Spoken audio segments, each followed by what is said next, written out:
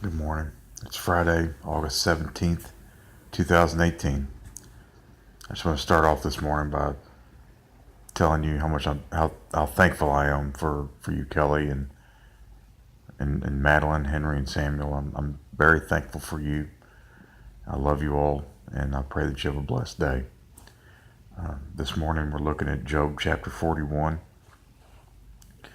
As you read through it, you'll recognize that the chapter is generally about the creature in the Bible that's referred to as Leviathan. It goes through there and describes his power, gives a little bit of insight about what he may have looked like, and describes his armor and strength. And right in the middle of the chapter, well, not quite the middle, but in verse 10 and 11, it gives some insight, I believe, into why God brought up Leviathan. The fact that Leviathan was very powerful and could not be touched by any kind of man-made weapon. You know, if you look there at the end, it talked about arrows and clubs and swords, spears, shafts, darts, and javelins, and how all of these types of weapons were of no avail against Leviathan. But there in verse 10 and 11, it says this: "No one is so fierce that he dares to stir him up." In other words, no one messes with Leviathan. No one, it's pretty clear, no one is so fierce that he would dare to stir up Leviathan. Then God asks this question: "Who then is he who can stand before me?" Who then is he that can stand before me? Who has first given to me that I should repay him? Whatever is under the whole heaven is mine. God, by painting this picture of Leviathan and his power and strength, and reminding us, the readers, that no one can touch Leviathan. No one can hurt Leviathan. Leviathan is so powerful and strong. No one, even the fiercest among us, would not dare stir up Leviathan. Who then is he who can stand before me? It is absurd to believe that when we look at this universe that God has created, we look at the power that had to have been brought to bear in the creation of the universe. We look at the power that has to be brought to bear when God changes our hearts. And yet we believe that we can contend with God. We believe that somehow we can know better about our future than God does. We believe oftentimes that we know what's best for us, but God does not.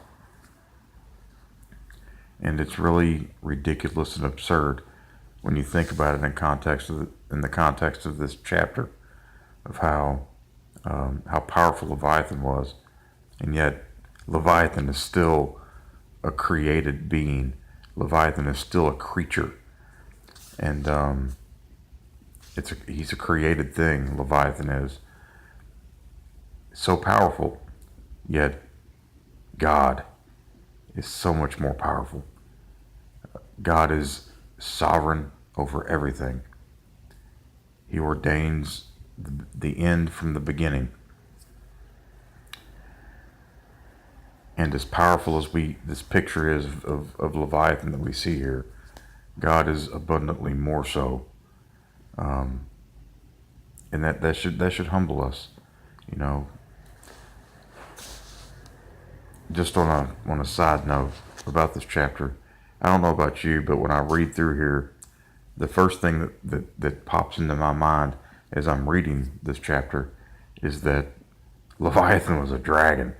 I mean, it sounds just like a dragon with its scales that are like armor, and His sneezings flash forth light. Out of his mouth go flaming torches. Sparks of fire leap forth. I mean, it sounds like a dragon to me. And I just think it's neat. That's just a little side note. But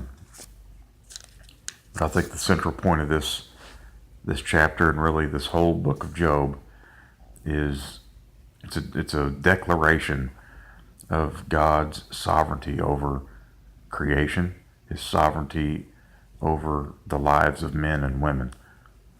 And he declares that here. Who then is he who can stand before me? And so as we go about our lives today, and we encounter situations in life that just maybe they seem out of control sometimes. Let's remember that God is in control, that nothing's out of control. Nothing, no scheme of man is out of place. You know, there aren't people plotting things that are outside of the realm of God's control. Everything that happens has been ordained by him, and he's in control of that. And when we believe in him, when we love God and we've been called of him, all things are working together for our good. And we can trust him in that. And I'll be honest with you, I'm the last person to remind anyone and to encourage anyone of that, because I struggle with that every day, remembering that God is sovereign. Struggling with it right now. So I pray for you all today that God would humble all of us, that we would have the fear of the Lord. We need the fear of the Lord. The fear of the Lord is to hate evil. The fear of the Lord is the beginning of understanding. We need the fear of the Lord. If we would fear a creature like Leviathan, how much more should we fear God? You know, if we could look at a creature like Behemoth and be struck with awe and wonder about that, how much more should we be in awe of God and be struck with awe and wonder of him? We're oftentimes so hard-hearted and so calloused and so accustomed to the things of God. You know, the heavens declare the glory of God, and the firmament his handiwork. In Romans 1, it tells us that in the thing created, we can know that there is a God. It's his handiwork. And yet we become so numb to it and so accustomed to it, we just gloss right over creation. We look at one another, and instead of seeing image bearers of God, we just see a person. And we just, we're so accustomed to it, and our hearts grow hard towards that. And let's use the eyes and the ears and the senses that God gave us today, and appreciate his handiwork.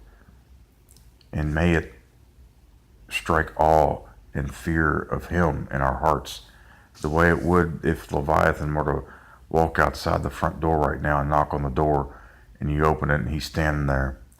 You would be in awe of that. You'd be on your knees seeing that. And that's how we ought to be every day before God. But are we? I mean, do we ever do that? Are we in awe of God? Or have we just grown accustomed to him and cold and callous to him? May God have mercy on our souls. God bless you. I look forward to seeing you this evening. I love you all. Bye-bye.